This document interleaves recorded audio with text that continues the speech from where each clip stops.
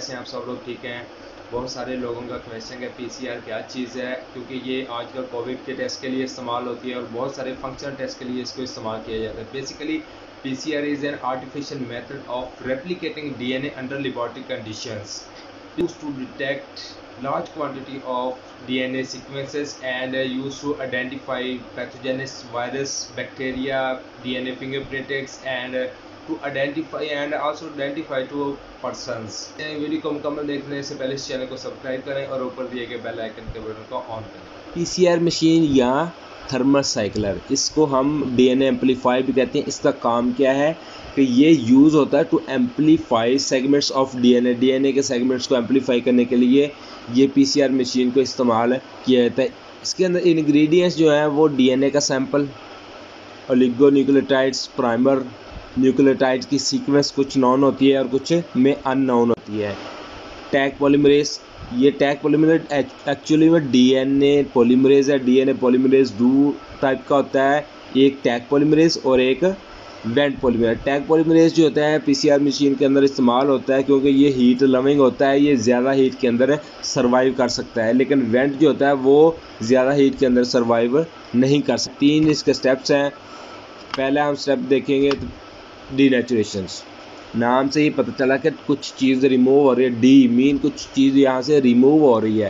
تو جیسے ہی اس کا ٹمپریچر، ہم نے یہ ساری چیزیں، سارے انگریڈینٹس کو ہم نے پی سی آر ٹیوب کے اندر ایڈ کرنا ہے. پی سی آر ٹیوب کے اندر ڈال کے ہم نے تھرمل سائیکلر مشین کے اندر رکھ دینا ہے. جیسے ہی تھرمل سائیکلر مشین کے اندر رکھیں گے تو اس کا ٹمپریچر ہم نے 95 سے 99 ڈگری سینٹی گریڈ تک بڑھا دینا ہے. اتنا ٹمپریچر ہم نے دینا ہے. تو اس کے اندر ہائیڈروجن بانڈنگ ہوتی ہے ڈی این اے کے اندر. ڈی این اے کے اندر جیسے ہی ہم نے ہیٹ کو بڑھا دیا تو ہائیڈروجن بانڈنگ کی بریک ڈاؤن ہوگی.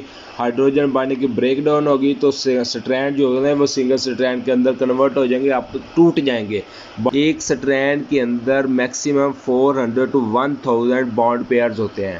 بانڈ ہوتے ہیں. یہاں سے ڈی این اے کی ریپلیکیشن کا عمل جو ہوتا ہے وہ پروسیجر سٹارٹ ہو جاتا ہے. سیکنڈ سٹیپ کیا ہے؟ سیکنڈ سٹیپ ہے انیلنگ. انیلنگ کے اندر کیا ہوتا ہے کہ انیلنگ اس نے کہا کہ بائنڈنگ. انیل کرنا مطلب بائنڈ کرنا، کسی چیز کو جوڑنا. یہاں پہ اس کا ٹمپریچر، اس سٹیپ پہ اس کا ٹمپریچر جو ہوتا ہے وہ کم کر دیا جاتا ہے، کول ڈاؤن کر دیا جاتا ہے. 55 to 60 ڈگری سینٹی گریڈ تک اس کا ٹمپریچر آ جاتا ہے. جیسے اس کا ٹمپریچر کول ڈاؤن ہوتا ہے تو یہ کیا ہوتا ہے کہ جو ریئیکشن مکسچر ہوتا ہے یا سولوشن ہوتا ہے وہ بھی کول ڈاؤن ہوتا ہے.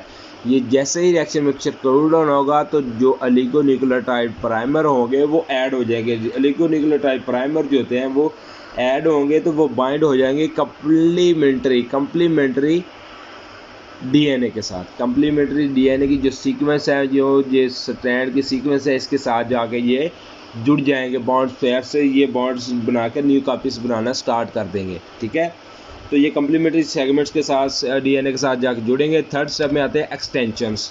ایکسٹینشن میں کیا ہوتا ہے کہ اس کے اندر کہ جو یہ ٹیگ پولیمریز، ڈی این اے پولیمریز، اس کو ایڈ کیا جاتا ہے. یہ ایڈ ہوتا ہے جیسے ہی ٹیگ پولیمریز یہاں پہ ایڈ ہو جاتا ہے تو کیا ہوتا ہے کہ اس کی بانڈنگ ہونی سٹارٹ ہو جاتی ہے. اس کا ٹمپریچر بڑھا دینا ہے، اتنا نہیں بڑھانا، up to 72 degree centi grade پر اس کا ٹمپریچر لے کے جانا ہے. تو ٹمپریچر یہاں پہ لے کے جائیں گے. ڈی این اے پولیمریز ایڈ ہوگا. ڈی این اے پولیمریز ایڈ ہوگا تو وہ نیوکلیوٹائڈ پرائمر بنانا سٹارٹ کر دے گا، اس کے ساتھ جڑ جائے گا. تو وہ ہیلپ کرے گا ٹو فارم نیو سٹرینڈ، نیا سٹرینڈ بنانے کے لیے مدد دے گا اور اس طرح سے نئی کاپیز بننا شروع ہو جائے. یہ ساری کی ساری ایکسٹینشن میں نئی کاپیز بنی ہے. ایک ڈی این اے کی نئی کاپیز بن گئی.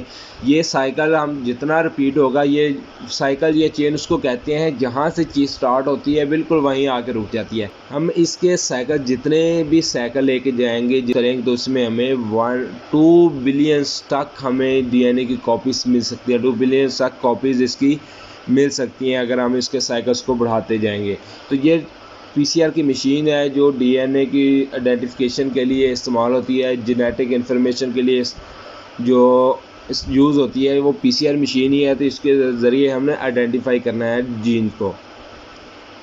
تو یہ ہم آج کا یہ پی سی آر مشین کے سٹیپس کے بارے میں بتایا تھا کہ نیکسٹ ویڈیو کے اندر ہم انشاءاللہ آپ کو بتائیں گے کہ پی سی آر مشین کے ذریعے کووڈ-19 کا ٹیسٹ کس طرح سے پرفارم کیا جاتا ہے. یہ ہم نیکسٹ ویڈیوز کے اندر بتائیں گے. تھینک یو آپ کا اس ویڈیو کو دیکھنے کے لیے. اگر آپ کو یہ ویڈیو پسند آئی ہے تو نیچے کمنٹ کے اندر ضرور بتائیے گا. اگر آپ کا کوئی کویشچن ہو تو آپ کمنٹس کر کے ایزیلی پوچھ سکتے ہیں.